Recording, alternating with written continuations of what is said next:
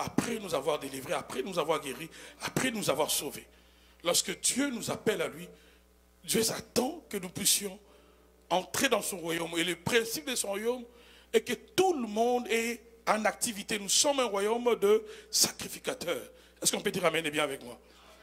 Quand tu entres dans le royaume de Dieu, dans les royaumes de Dieu, nous sommes un royaume de sacrificateurs. Nous voyons même ceux qui sont dans la gloire avec le Père. Le détail, le peu de détails que la Bible nous donne sur les décors célestes, ce qui se passe auprès du Père. Nous voyons le 24 milliards toujours en activité. 4 êtres vivants toujours en activité, en train d'adorer le Seigneur. Ils sont toujours en activité. Alléluia. Notre Dieu est un Dieu d'activité, un Dieu de mouvement, un Dieu d'action. Et lorsqu'il nous appelle à lui, ce n'est pas pour que nous puissions rester stationnaires dans une position quelconque, où on attend maintenant la prochaine visitation, où on attend maintenant le prochain combat pour crier au Seigneur. Non. Dieu veut, lorsqu'il t'appelle, que tu entres, que je entre dans l'esprit du royaume. L'esprit du royaume, c'est l'esprit de l'action, c'est l'esprit du service. Alléluia. Et ce soir, j'aimerais nous partager toujours, dans cet enseignement sur le service, nous parlerons des talents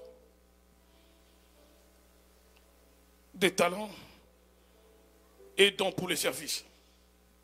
Je vais changer mon micro.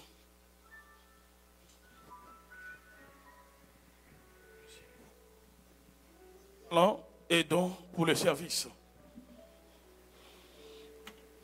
Nous allons lire avec vous dans Matthieu 25, à partir du 14e verset.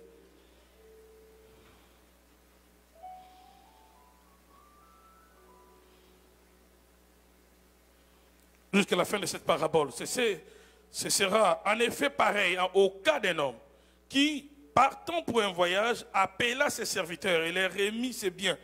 Il donna 5 sacs d'argent à l'un. Dans ma version, pas d'argent. Je pense que lui, c'est qu'on parle de talent. Il donna 5 sacs d'argent à l'un et 2 à l'autre et un au troisième.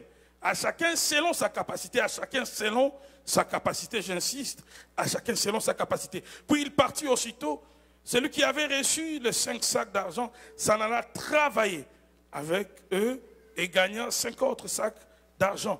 Verset 17. De même, celui qui avait reçu le 2 sacs d'argent en gagnant 2 autres. Celui qui n'en avait reçu qu'un alla creuser un trou dans la terre et cacha l'argent de son maître. 19. Longtemps après, le maître de ses serviteurs revint et leur fit rendre compte. Longtemps après, le maître de ses serviteurs revint et leur fit rendre de compte. Celui qui avait reçu les 5 sacs d'argent s'approcha, en apporta 5 autres et dit, Seigneur, tu m'as remis 5 sacs d'argent et voici 5 autres que j'ai gagnés. 21, son maître lui dit, c'est bien, bon et fidèle serviteur, bon et fidèle serviteur, tu as été fidèle en peu de choses, je te confierai beaucoup. Viens partager la joie de ton maître. Verset 22, celui qui avait reçu le 2 sacs d'argent s'approcha aussi et dit, Seigneur, tu m'as remis 2 sacs d'argent, en voici 2 autres que j'ai gagnés. Verset 23, son maître lui dit, c'est bien, bon et fidèle serviteur, tu as été fidèle en peu de choses, je te confierai beaucoup. Viens partager la joie de ton maître. Celui qui n'avait reçu qu'un sac d'argent s'approcha ensuite et dit, Seigneur, je savais que tu es un homme dur. Tu moissonnes où tu n'as pas semé, et tu récoltes où tu n'as pas planté. J'ai eu peur et je suis allé cacher ton sac et d'argent dans la terre. Le voici, prends ce qui est à toi. Donc lui va remettre les sacs tels qu'on lui avait donné. Son maître lui répondit, serviteur mauvais et paresseux, serviteur mauvais et paresseux, tu savais que je moissonne où je n'ai pas semé et que je récolte où je n'ai pas planté. Il te fallait donc remettre mon argent au banquier et à mon retour, j'aurais retiré ce qui était à moi avec intérêt, s'il vous plaît. Prenez-lui donc le sac d'argent et donnez-les à celui qui a les 10 sacs d'argent. En effet, on donnera à celui qui a. Et il sera dans l'abondance. Mais celui qui n'a pas, on enlèvera même ce qu'il a. Quant aux serviteurs inutiles, jetez-les dans les ténèbres extérieures. C'est là qu'il y aura des pleurs et des grincements de dents. Amen. Dans la version du second, je pense, on parle de la parabole des talents. Parole de vie choisie de clarifier les choses en parlant des sacs d'argent que le maître remet à 3 serviteurs. Les talents dont il est question ici, dans cette parabole, n'est rien d'autre que, d'après les historiens, une unité monétaire dont la valeur, d'après ce que je lis, était l'équivalent de 6 000 deniers. Là, nous parlons de monnaie utilisée à l'époque de Christ. Donc, un talent était l'équivalent au moins de 6 000 deniers. Et pour nous aider à mieux comprendre cela, le salaire journalier d'un ouvrier agricole, ce que cultivait la terre, était d'un denier. Il lui aurait fallu à ces ouvriers agricoles 20 années de travail pour gagner 6 000 deniers, correspondant à un talent. Alléluia. Donc le talent vaut donc beaucoup si on essaie de le convertir d'après les informations monétaires que nous avons de l'époque. Et ce maître, qu'est-ce qu'il fait? Il prend 10 talents, il donne à un des serviteurs, 5 à l'autre et 1 au troisième. Mais comme je dis, un talent, c'était l'équivalent de 6 000 deniers. Donc, plus de 20 ans de travail pour un travailleur agricole. Donc, ça veut dire même que celui à qui on avait remis un talent, le un talent voulait dire, représentait beaucoup. Est-ce que vous êtes avec moi? Leur maître leur donne le talent. Leur maître le confie des talents. Le maître part en voyage.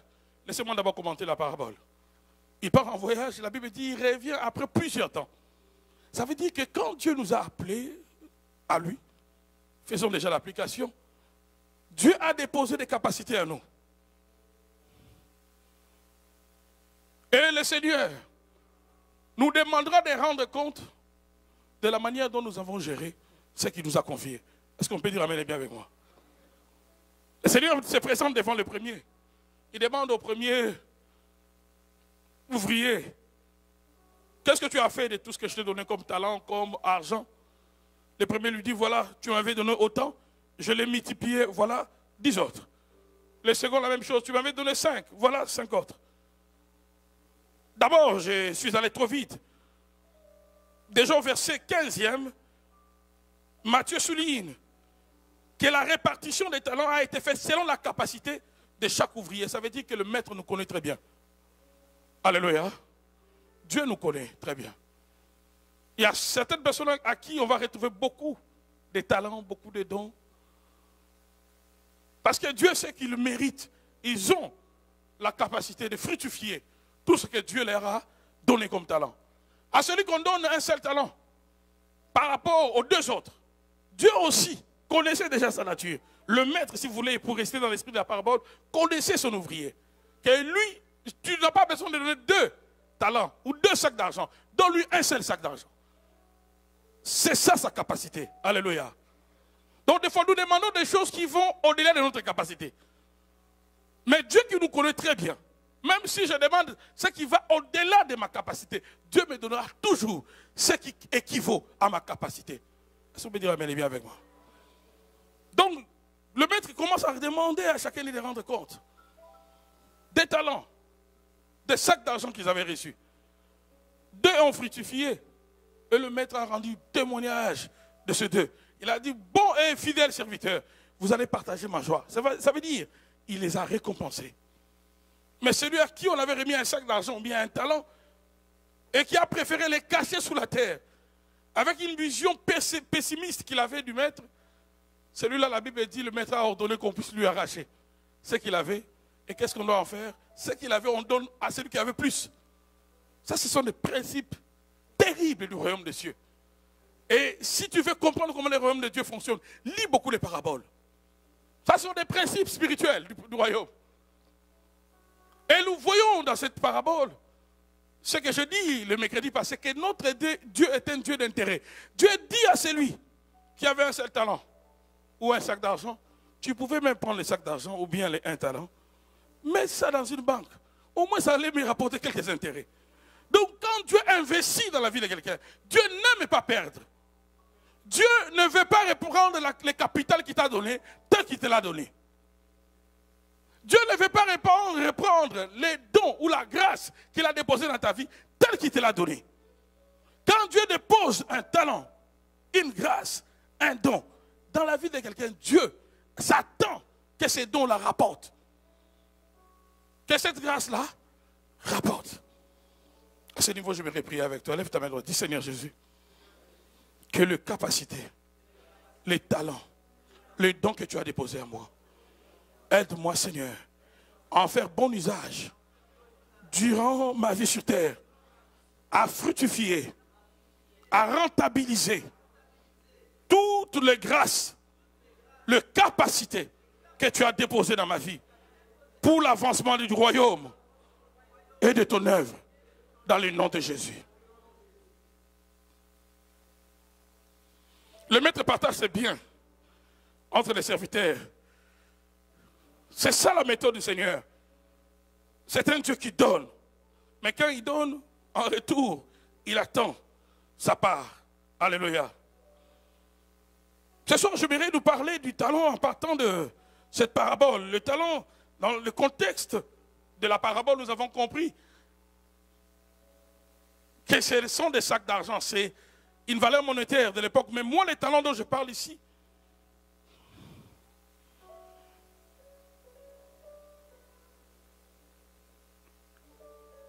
est comme une aptitude, une capacité particulière à faire quelque chose.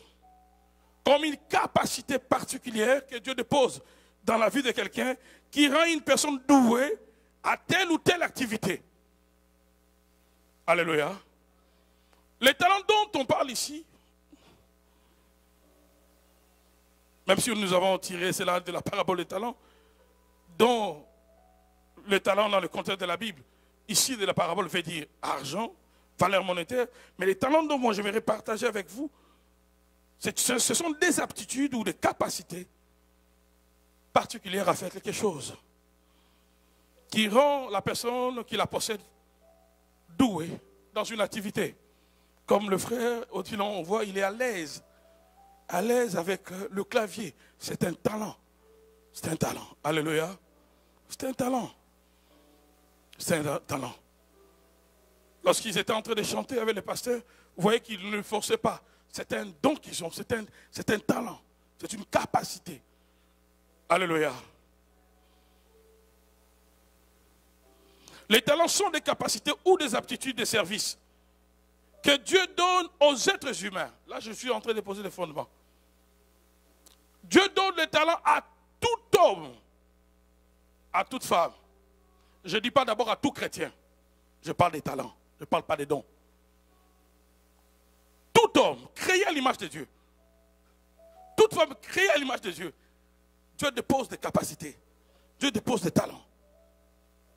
Donc les talents sont des capacités ou des aptitudes, des services que Dieu donne aux êtres humains afin qu'ils les utilisent pour lui d'abord, ensuite dans les services avec les autres, troisièmement pour eux-mêmes. Quand Dieu donne les capacités, quand Dieu donne les talents, à tout être humain qu'il a créé en tant que créateur, Dieu a doté, je dis bien, pas d'abord aux chrétiens, mais tout être humain, Dieu a doté des capacités. Tu peux dire amen et bien avec moi. Alors, ces capacités ou ces talents que Dieu donne aux êtres humains, c'est d'abord pour lui. Que l'homme, que la femme l'utilise pour Dieu. Ensuite pour les autres. Et enfin pour lui-même. Donc, en parlant des talents ici, à la lumière de cette déclaration, croyants ou non croyants, on a tous des talents.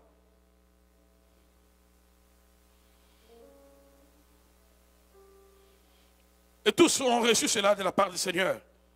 Donc, les talents ne sont pas seulement pour une exclusivité des chrétiens, non. Les non-croyants reçoivent aussi de Dieu des talents. Et ils peuvent les développer, ces talents, de telle manière que Dieu leur en donne davantage. Il y a de ces païens qui ont des talents plus que même des chrétiens dans plusieurs domaines. N'avez-vous pas vu? Bon, allons-y dans le monde, allons-y dans le domaine des chants. Vous allez voir des gens qui ont de belles voix, mais qui ne sont pas chrétiens, mais qui chantent bien. Si on doit suivre la logique musicale, ils ont de belles voix, n'est-ce pas? Bon, vous avez peur de dire Amen? Amen. Restons toujours dans le monde. Allons-y dans le domaine médical. Vous allez voir des médecins occultistes, médecins spécialistes dans tel ou tel domaine. Et parsemés, malgré ce que la personne est, spirituellement parlant, mais sur le plan humain, sa capacité, son intelligence, sauf aussi plusieurs personnes.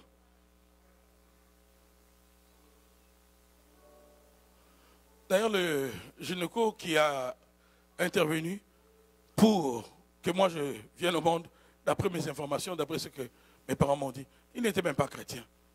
Il était de l'autre bord. Mais Dieu a utilisé les mains de cet homme-là pour que moi je vienne au monde. Alléluia. Dieu donne aux hommes les talents, aux païens comme aux chrétiens. Et des fois même les chrétiens les développent plus que nous. Il y a des gens qui sont courageux, naturellement. C'est un talent. Ils sont courageux, il n'est pas chrétien, mais il est optimiste plus que même ceux qui prient. N'avez-vous pas vu des gens comme ça? Et si tu es auprès de cette personne-là, il t'encourage. Il te fortifie plus que même les chrétiens. Il ne t'utilise pas des versets bibliques, il n'en connaît même pas un seul. Mais son optimisme fait que tous ceux qui sont autour de lui bénéficient de certaines choses. Autant on a des païens optimistes, autant on a des chrétiens pessimistes. Est-ce que je parle à quelqu'un? Là, je vous décris déjà les talents. Quelqu'un a dit un corps exceptionnel, fort. Peut-être un talent pour quelqu'un, pour une personne. Lorsque nous suivrons, pour ceux qui suivent les Jeux Olympiques, nous avons vu ces Jamaïcains là, ils s'appellent comment, Bolt. Vous avez vu comment ce type-là court. Donc quand il vient déjà comme pour leur course là de marathon, quoi, il sait déjà qu'il va gagner. Alléluia. C'est comme un cheval. Il te court. Mettez tout ce que vous avez comme champion actuellement. Ces Jamaïcains-là les battent tous. Il est Jamaïcain. Hein? Dieu lui a donné des poumons bizarres. Un corps bizarre. C'est un don qu'il a. Il inspire aussi. J'ai appris quelqu'un qui a dit, je ne sais pas si c'est une femme ou un homme, qui croit que, bon, il n'est pas de cette catégorie, il ne fait pas non plus cette compétition, mais il veut défier Bolt dans une course. J'ai dit vraiment là, toi-même tu vois que des grands champions, de partout dans le monde réunis, il est bas. Et toi, tu es quelque part, tu es profond dans les domaines, tu dis que tu peux défier une telle personne. À moins que si tu as besoin que tout le monde parle de toi. Mais c'est un talent qu'il a, un grand talent, physique. Alléluia. Donc les talents, Dieu les donne aux païens comme aux chrétiens. Et des fois même ce qu'on appelle des païens les développent plus que nous. Et les chrétiens, comme les païens, peuvent utiliser leurs talents dans les services de Dieu. À un certain moment, on habitait avec le pasteur Ézéchiel, le pasteur Thierry dans le même appartement, pas trop loin d'ici. Il y avait un taximène qui avait pris, personne à cette époque-là n'était véhiculé, on n'était pas encore mariés au début de ce ministère. Mais il y avait un taximène qui nous connaissait chaque dimanche, dès qu'on appelait le numéro de taxi de ce secteur ici, c'était toujours le même monsieur qui venait, qui nous prenait, et on débattait sur la religion, et puis il nous déposait à l'église sur Saint-Michel, là où on était avant. Il nous servait. Alléluia. Il nous aidait à aller au lieu de culte. N'est-ce pas qu'il faisait quelque chose de bien? Oui. Ça pouvait aussi être un chrétien, mais lui il n'était pas chrétien. Il nous aidait à arriver à l'heure au lieu de culte.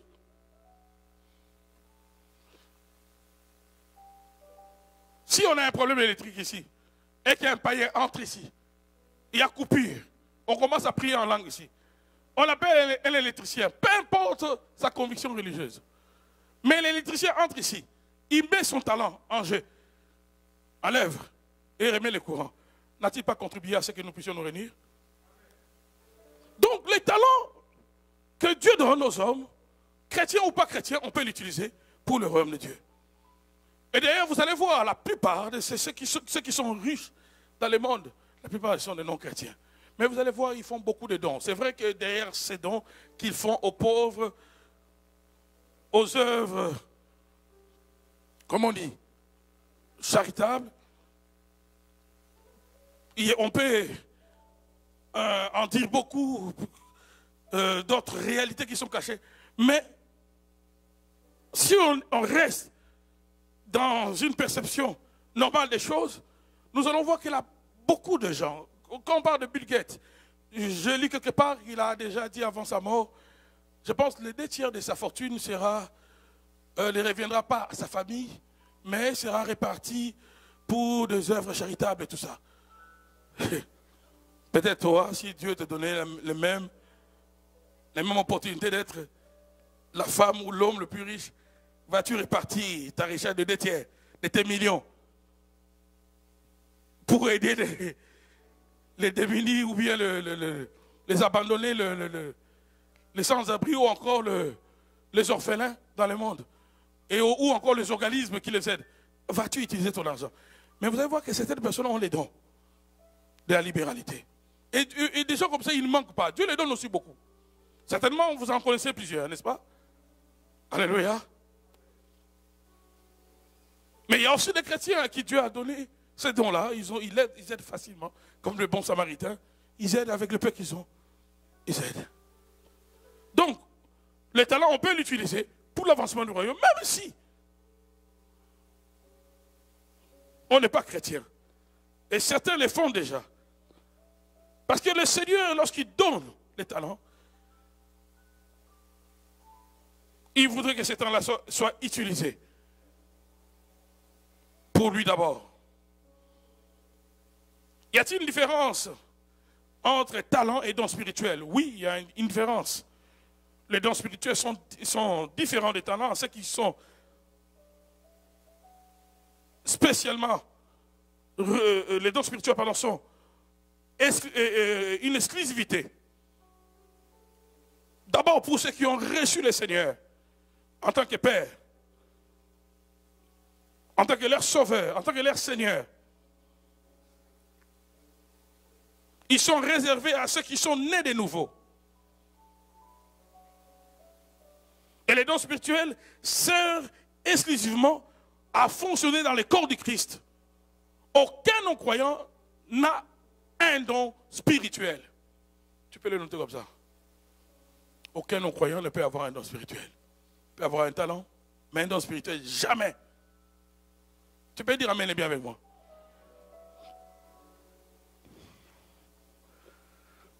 Un don spirituel, Dieu le donne seulement à ceux qui sont nés de nouveau. À ceux qui font partie du corps spirituel de Christ. Un talent, tout homme peut avoir un talent. Je vous ai décrit ici. Alléluia. Un talent, n'importe qui. N'importe qui peut avoir un talent. Mais un don spirituel, c'est une exclusivité seulement de ceux qui ont d'abord, reçu Jésus comme Seigneur et Sauveur. Ils appartiennent au royaume de Dieu.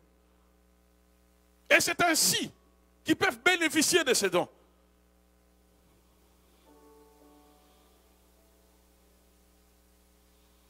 Donc, un croyant a plus d'avantages. Parce que non seulement naturellement, en tant qu'humain, nous bénéficions des talents de la part du Seigneur, mais aussi, nous pouvons, par le Saint-Esprit, avoir des dons pour l'avancement de l'œuvre du Seigneur. Dieu nous donne beaucoup. En tant que chrétiens, nous avons beaucoup. Est-ce que tu peux dire que Dieu m'a beaucoup donné? Est-ce qu'on peut le dire fort? Dieu m'a beaucoup donné. Bien aimés dans le Seigneur, nous ne réalisons pas que Dieu nous a beaucoup donné. Naturellement, en tant qu'être humain, tu as beaucoup de capacités. Parce que les talents, je pouvais même aller plus loin. Il y a des talents qui sont innés, il y a des talents qui sont acquis. Et il y a des talents que nous pouvons demander à Dieu. Alléluia. Il y a des gens qui sont, revenons au talent, qui sont habiles naturellement. Naturellement, j'ai eu un ami qui est resté en Afrique. Tout ce qui était travail manuel, il était fort. La montre, ça ne fonctionne pas, il te prend la montre, il te décompose ça, il trouve les problèmes, il te répare ça. Naturellement. Alléluia. Son père était ingénieur, mais chez eux, et tous, on dirait qu'ils étaient aussi des génies. Donc tout ce qui est fabrication, tout ce que tu veux là, tout ce qui nécessite l'intervention de la tête et des mains, ils sont habiles avec ses frères. Naturellement. Donc il y a des talents qui sont innés, il y a des talents qu'on peut acquérir par la formation, qu'on peut développer, qu'on peut aussi demander au Seigneur. Mais quant aux dons spirituels, comme je dis, c'est une exclusivité que Dieu donne seulement à ceux qui font partie au corps du Christ, aux chrétiens. Donc, en tant que chrétiens, Dieu nous a beaucoup donné, afin que nous soyons rentables dans l'œuvre du Seigneur. Déjà, avec un talent que Dieu te donne, tu peux faire avancer le royaume de Dieu. Un talent comme quoi? Comme mon frère qui joue ici. Un talent comme quoi? Ceux qui sont en train de filmer. Actuellement, l'évangile ne peut pas avancer que par les dons. L'évangile a besoin des talents. Et vous allez voir le ministère qui sont connus mondialement, certaines personnes qui vous prennent plaisir de publier leurs messages, leurs photos, leurs images. Pourquoi? Parce qu'il y a des gens avec talent qui savent comment faire les choses, qui les présentent bien, qui les vendent bien. Un point, c'est tout. Pour que nous puissions atteindre le sommet du monde, le coin le plus reculé de l'évangile, on n'a pas besoin de parler en langue seulement. Non. D'ailleurs, avec les parler en langue, on va rester seulement ici. On a besoin des hommes et des femmes qui connaissent comment faire pour rendre notre message acceptable dans le coin du monde. Par exemple. Alléluia.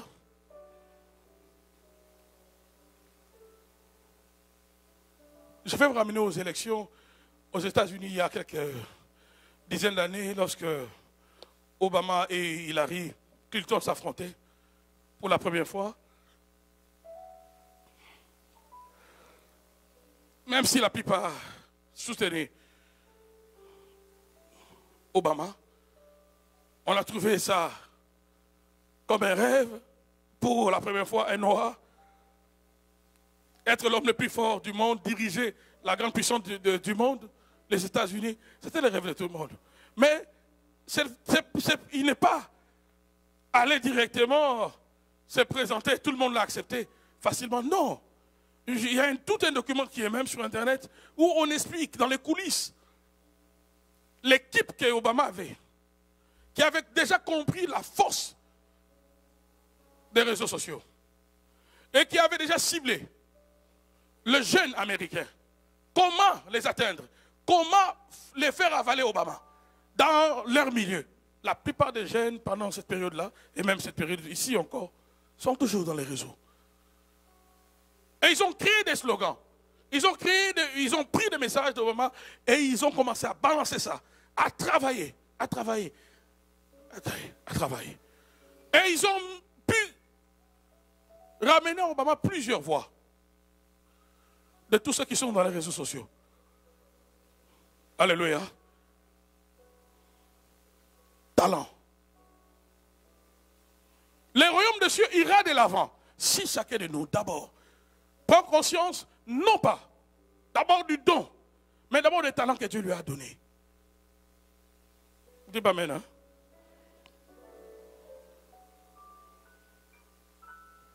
Dans les livres d'Exode, Exode 36,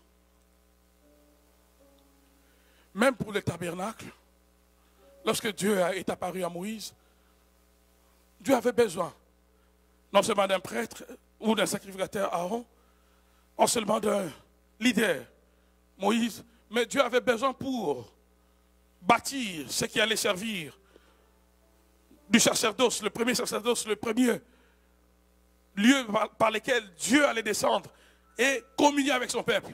Dieu avait besoin des hommes qui avaient des talents. Et sur ces hommes-là, il a répandu son onction. Mais ces hommes-là avaient naturellement un talent. C'était des artisans. Exode, j'ai dit Exode 36, commençons à partir du premier verset. Betsaël, Oliab, et tous les hommes habiles, dans ma version on dit artisans, en qui l'Éternel avait mis la sagesse et de l'intelligence pour savoir et pour faire, exécuter les ouvrages destinés au service du sanctuaire, selon tout ce que l'Éternel avait ordonné. Le verset suivant. Moïse appela Betsaël, Oliab et tous les hommes habiles dans l'esprit desquels l'Éternel avait mis de l'intelligence, tous ceux dont le cœur était disposé à s'appliquer à l'œuvre pour l'exécuter. Le verset 3e. Il prit devant Moïse toutes les offrandes qu'avaient apportées les enfants d'Israël pour faire les ouvrages destinés au service du sanctuaire. Chaque matin, on apportait encore à Moïse des offrandes volontaires. Là, nous sommes au moment où on devait construire les tabernacles. Dieu veut dire à Moïse, oui, j'étais loin.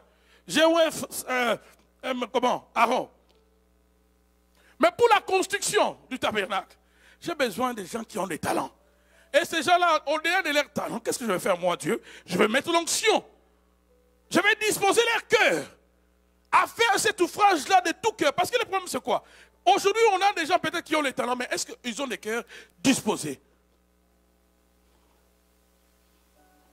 Alléluia. Dieu va dire à Moïse, je vais le oindre. Ils ont les talents. Ce sont des artisans. Ce sont des forgerons. Au-delà de ce qu'ils ont comme talent, ils auront la capacité surnaturelle de Dieu. Ils auront l'onction du Saint-Esprit. Ils auront la puissance de Dieu parce que maintenant j'ai besoin de leur talent pour un besoin sacré. Le talent qui est utilisé pour un besoin sacré a besoin de l'onction du Saint-Esprit.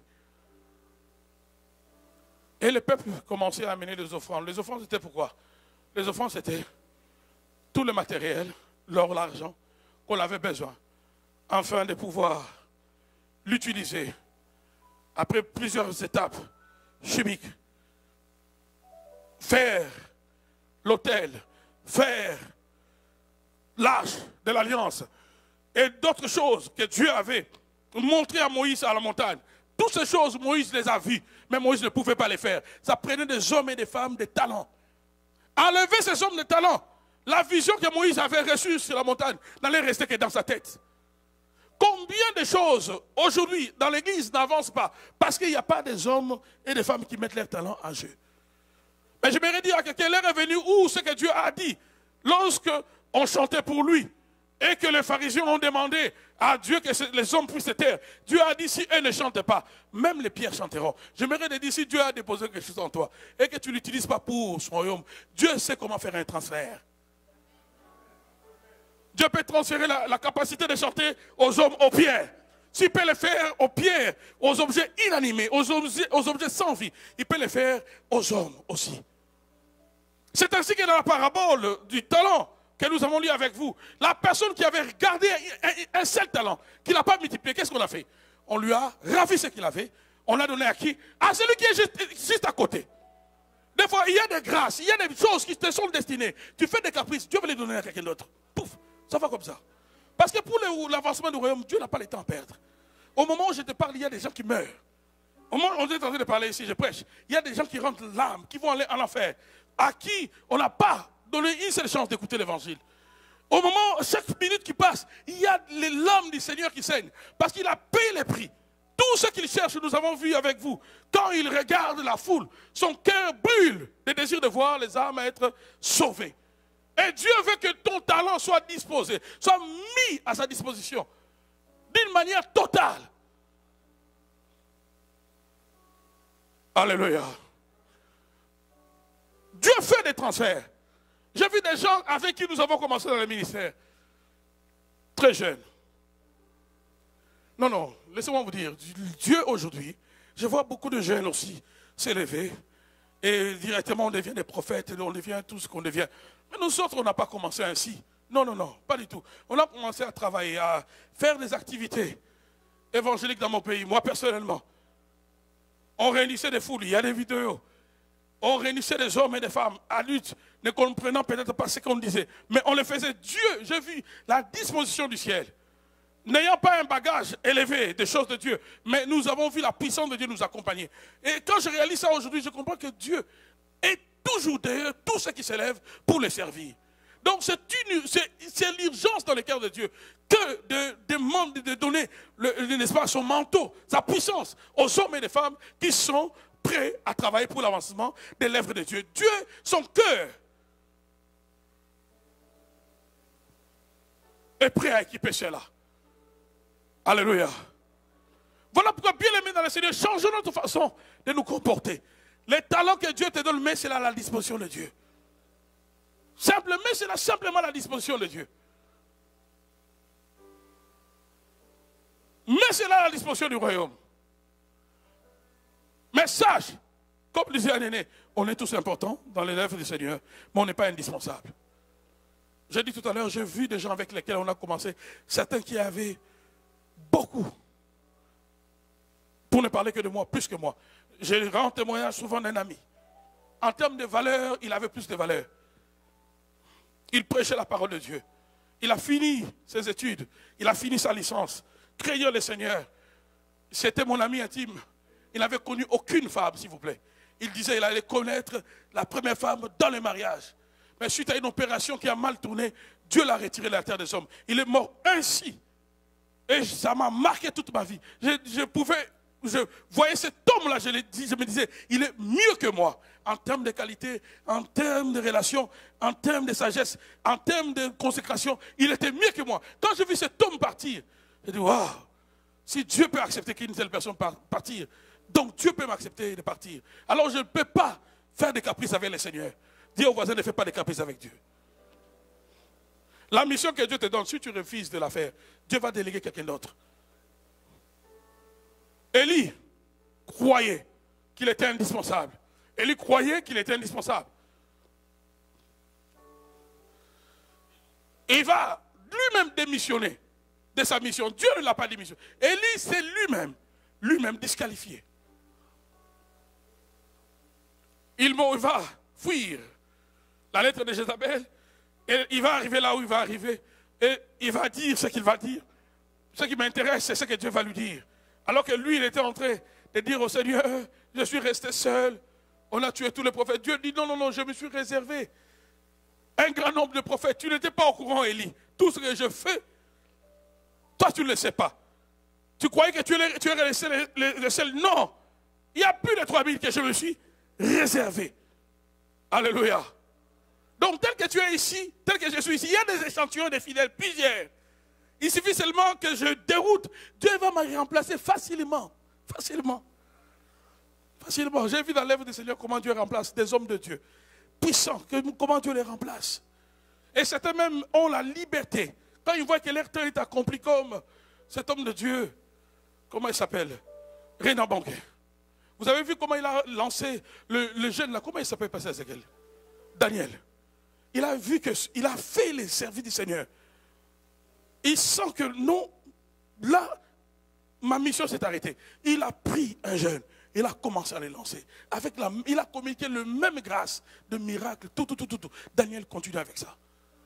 Mais des fois, Dieu opère autrement. Là, c'est quelqu'un qui a le cœur de Dieu et qui, de son vivant, accepte d'être remplacé. Mais des fois, Dieu nous remplace. Dieu lui-même force les événements. Il te fait partir.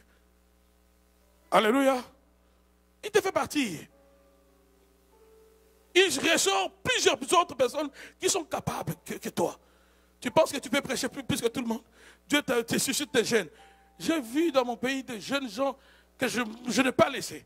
J'ai suivi un qui prêchait. Je me suis dit, waouh! Alléluia! Ah, Dieu suscite. Dieu suscite des gens avec des talents, avec des dons, autant que toi. Alors quand Dieu t'appelle, c'est un privilège pour moi et toi de le servir. Quand Dieu nous appelle pour le service, c'est un privilège. Quand tu sers le Seigneur, que ce soit dans la prédication, que ce soit comme mon frère Glenn au tam-tam là, c'est un privilège, c'est un privilège, c'est un privilège, c'est un privilège.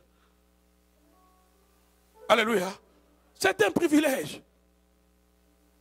Élie, Dieu lui a dit, regarde, tu vas voir 3 personnes. Jéhu, Azaël et Élisée.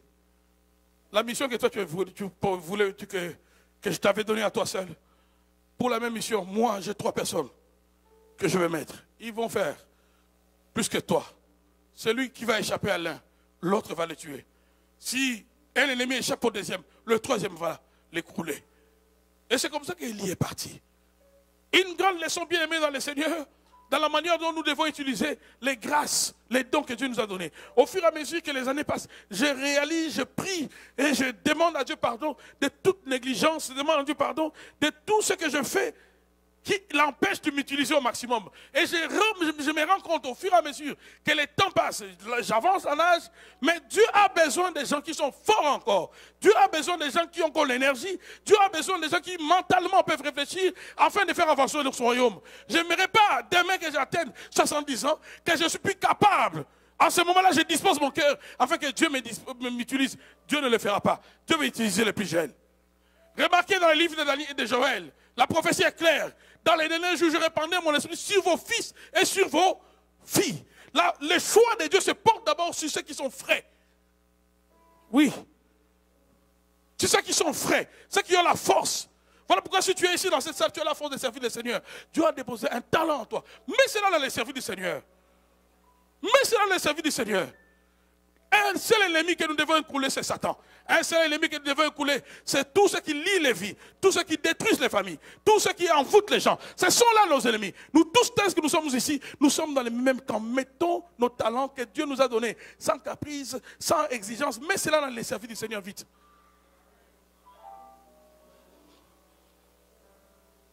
Les hommes meurent, les femmes meurent, mais l'évangile traîne les pas.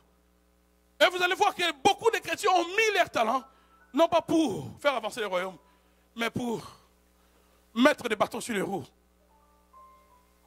à l'avancement du royaume.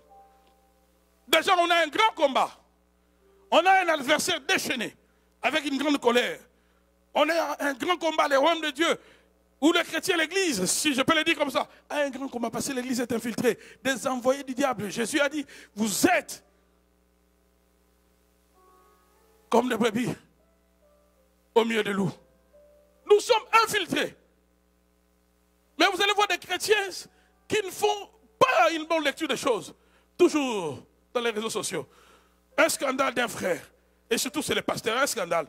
On prend là, on publie vite. Pouf, on publie. Et d'autres aussi cliquent aussi j'aime. Dès qu'on apprend, actuellement dès qu'on va, on tombe sur une image d'un homme avec une femme, même si ce sont des images, permettez-moi, pornographiques, directement ça devient un pasteur. Et ce sont les mêmes personnes qui viennent à l'église, ce sont les mêmes personnes qui publient ces choses. Quand vous faites de telles choses, vous travaillez pour le ciel, votre talent que vous aviez à utiliser l'ordinateur, la tablette, le cellulaire, vous l'utilisez pour le royaume ou mieux contre le royaume. Alléluia. Alléluia. Combien peuvent sauver les âmes? Combien peuvent sauver les âmes? En publiant seulement le message de parole, de prédication, de vie, de foi que le Seigneur nous donne ici. Il ne se passe pas une semaine, 2 semaines, sans que les hommes et les femmes partout dans le monde nous appellent. Il ne se passe pas. Le pasteur est là. Des fois, lorsqu'on dit aux gens de le faire, faites-le. Même si on ne le fait pas. Mais Dieu sait comment il sauve les âmes. Il y a des gens qui viennent ici. Vous voyez, ils viennent, ils payent les billets d'avion. Vous voyez, vous êtes témoins. Vous voyez comment Dieu les guérit, les délivre devant vous tous. Et comment ces gens-là viennent? Ce n'est pas parce que forcément tu as fait que je fais. Non. Dieu lui-même sait comment il touche. Vous dites pas amen, hein? Oui, Dieu lui-même sait comment il fait. Quand moi je ne sais pas, quand moi je refuse de faire ce que je dois faire, Dieu sait. Il peut toucher quelqu'un là-bas, il va faire ce que je peux faire. Il va toucher un frère là-bas, il va faire exactement au même mieux que ce que moi je voulais faire. Mon message ce soir, c'est lequel? Tu as des talents, que tu dois distinguer des dons. Et en tant qu'enfant de Dieu, tu as aussi des dons. Aujourd'hui, je me focalise sur les talents. Et l'appel du Seigneur, dans ce message, c'est de nous aider à prendre conscience d'abord de l'utilité de ces talents. Dieu te donne l'intelligence, mais c'est là pour le royaume de Dieu. Alléluia. Dieu te donne la capacité de convaincre, ta capacité de convaincre les gens. Mais viens. Lorsque nous allons évangéliser, mais mets cette capacité de convaincre, non pas dans des discussions futiles, inutiles, sans vie. Utilise cette capacité-là pour le royaume des cieux. Dieu te donne la capacité de prier longtemps. Prie longtemps pour que les âmes soient sauvées. Prie longtemps pour que les vies changent.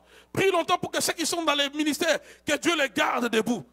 Prie longtemps pour ton église. Prie longtemps pour le frère ou la sœur qui est auprès de toi. Prie longtemps.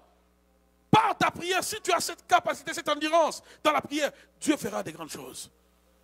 En fait, Dieu veut que ton talent qu'il a déposé en toi rapporte. Et si nous mettons les talents dans le service du Seigneur, l'église ira de l'avant. L'église locale ira de l'avant. L'église corps du Christ ira de l'avant. Nous traînons les pas par rapport à plusieurs religions. Je n'ai pas le temps de vous donner des statistiques ici. Nous traînons les pas. Les chrétiens traînent les pas. Aujourd'hui, si on doit compter dans les églises, le nombre de gens qui donnent leur cœur à Christ, ils sont en compter. Mais si on doit compter le nombre des immigrants, ceux qui quittent telle église, ils migrent dans notre église. On aura comme l'impression que ce n'est que ça ce qui se passe dans les églises dites chrétiennes actuellement. Il n'y a plus de sauvés. Est-ce qu'on peut dire amen bien bon avec moi? Il n'y a plus de sauvés. Il n'y a plus de personnes qui laissent le péché, qui laissent l'impudicité, qui laissent la drogue, qui viennent au Seigneur. Pourquoi? Parce que l'église est tournée, où les chrétiens sont tournés envers leurs propres besoins. Les chrétiens là ne sont que pour demander à Dieu d'agir dans leur vie. Mais les chrétiens ne comprennent pas que le principe de Dieu est clair dans le livre de Matthieu. Déposez vos fardeaux à mes pieds et prenez mon fardeau qui est léger. Mon fardeau, c'est lequel? C'est le service. Comme conséquence, dans le monde où on est inactif, il n'y a plus d'impact. On gagne moins de païens. On gagne moins. Même ceux qui sont de nos communautés, on le gagne moins. Parce qu'eux-mêmes, nous les avons découragés. En critiquant nous-mêmes notre royaume. On critique notre royaume. On est du royaume, mais on les critique auprès des païens. Alléluia. On critique nos pasteurs. On est dans l'église, mais c'est comme si tu es dans l'avion, mais tu critiques les pilotes. Mais non, ne monte pas l'avion. Oh, ce pilote-là, cet avion va cracher. Je sais que ça va cracher. Mais tu es où? Non.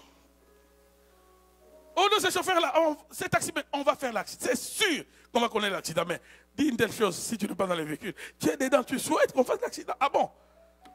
Toi, tu es Superman, tu vas sortir sans rien. Alléluia. J'écoutais un témoignage d'un païen dernièrement, ça m'avait choqué. Il a dit, moi, je ne viendrai pas dans vos choses-là. J'ai comme l'impression d'ailleurs, j'ai l'amour. Il me l'a dit, on était avec mon épouse sur moi. C'est un Québécois. Il dit, je côtoie le milieu chrétien. Je vois que vous n'avez pas l'amour. Il dit, moi, tout ce qui importe pour moi aujourd'hui, c'est d'être bien avec tout le monde. Mais entre vous, vous n'êtes pas vrai. Je sens que vous n'êtes pas vrai. Je vous visite, je vois comment vous êtes. Vous n'êtes pas vrai. Vous n'êtes pas vrai. Et si c'est vraiment ça la chrétienté, je préfère vivre comme je vis. Je ne vais pas à l'église, mais regarde, tu as besoin de service. Je suis venu te rendre service. Si quelqu'un d'autre a besoin de service, je le rends service. Je ne demande pas au-delà de ce qu'on me doit. Et j'aime tout le monde. Je sème la joie là où je me retrouve. Mais vous, vous dites chrétien. Je vois comment vous vous haïssez. Je vois comment vos fidèles vous compliquent la vie. Je vois comment vous êtes. Et moi, je me dis, si c'est ça être chrétien, je préfère rester ce que je suis. Aujourd'hui, beaucoup de gens ne viennent pas à l'église. Beaucoup de gens, même ceux qui sont autour de toi, même ceux qui sont au travail, tu ne peux même pas oser les réinventer ici. Parce que tu sais, nous savons tous ce que nous sommes. Nous savons tous comment nous sommes nous-mêmes en train de donner des coups contre l'évangile. Nous devons nous repentir, bien-aimés dans le Seigneur. Il est temps où nous devons changer les choses. Alléluia. Il est temps où nous devons changer les choses. Nous sommes là pour mettre nos talents, pour mettre nos dons, pour l'avancement du royaume. Et cette chose que nous demandons traîne à cause simplement de ça. Tu combats les royaumes, mais tu veux que le royaume te bénisse. Tu mets les bâtons sur les roues pour l'avancement de l'œuvre. En même temps, Seigneur, donne-moi ceci, donne-moi ceci. Qu'est-ce que tu veux que Dieu te donne? Alors que le cœur de Dieu pleure. À cause de toi, il y a un frère et une soeur.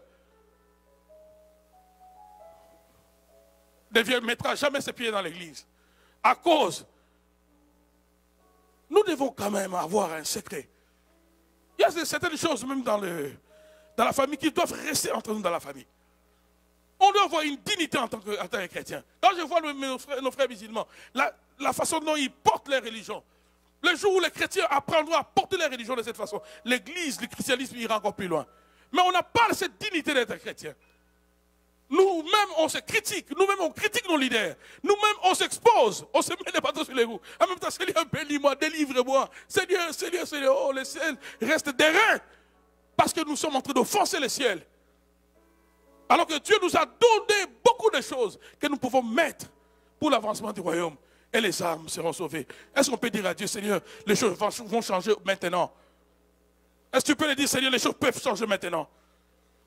Change ma façon de voir les choses. Change ma façon de faire les choses. Lèvons-nous, s'il vous plaît. Lèvons-nous dans la présence du Seigneur.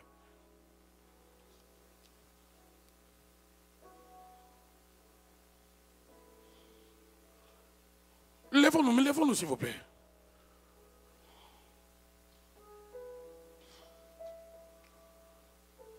Je suis à donner des principes. Dans les livres de Corinthiens, c'était ça le problème de l'église de Corinthe. Quand un Corinthien avait un problème avec la sœur,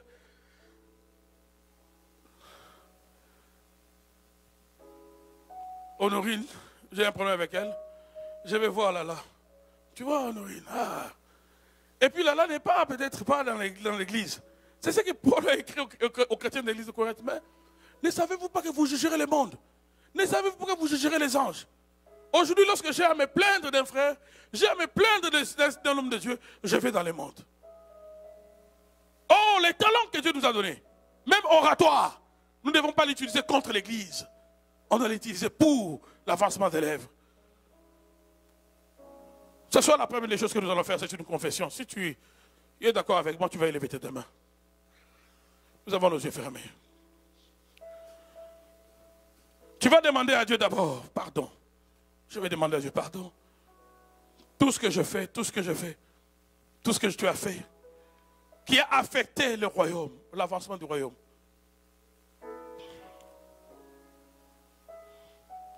J'aimerais que nous puissions faire cette prière non seulement pour nous, pour tous les chrétiens qui sont dans le monde, tous ces chrétiens qui vont suivre même ces messages.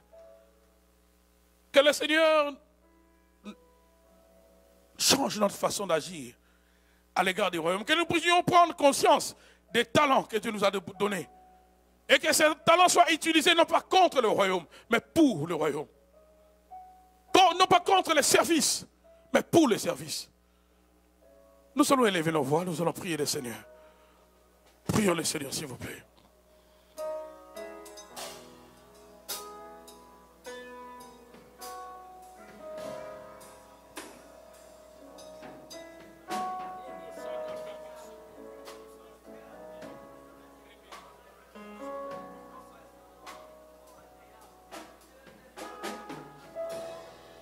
Karabasoto robosa. Rebenda karabaso.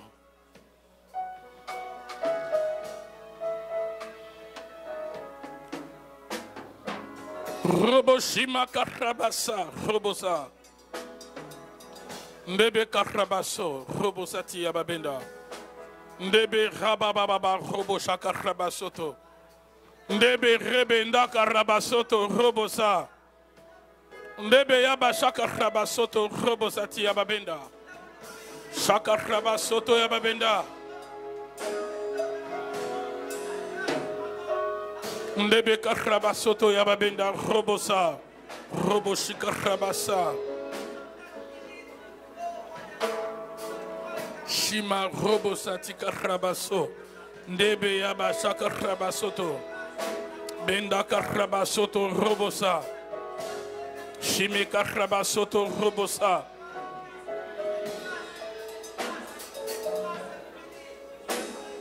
Alléluia. J'aimerais déclarer la parole du Seigneur avec toi. Lève tes deux mains, dis Seigneur Jésus. Merci pour ta parole. Elle m'éclaire. Elle me corrige. Elle me fortifie. Elle me façonne. Ce soir, Seigneur, je répands mon cœur devant toi. Pardonne-moi, Seigneur, de toute action que je posais contre le royaume, contre ma famille chrétienne, contre ton œuvre.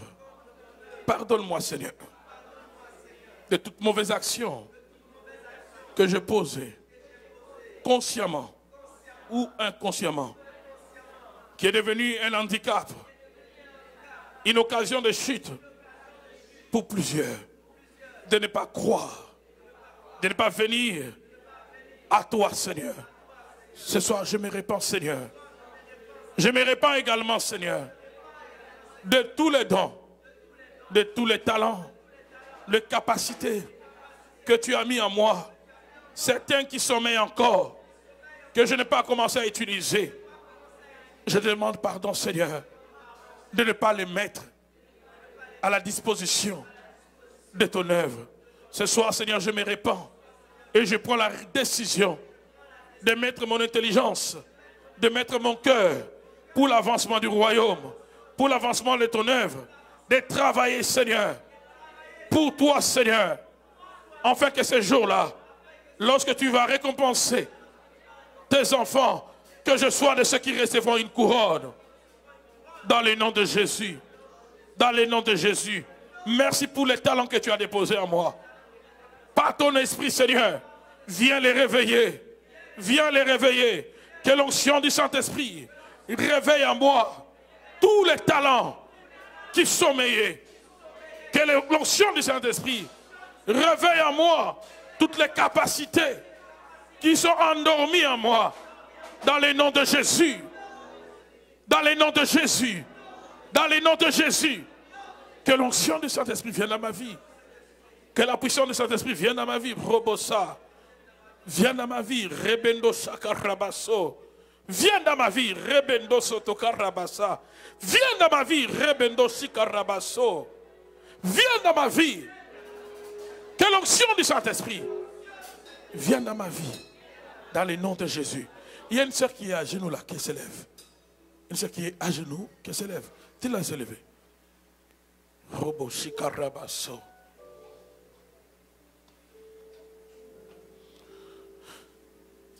Comment ça va, ma sœur? Regarde-moi ici. Comment ça va? La grâce du Seigneur est sur toi, tu sais ça? Tu sais ça? Depuis le jour où tu as mis tes pieds ici, le Seigneur a commencé une œuvre dans ta vie. Tu sais ça? L'ennemi s'est levé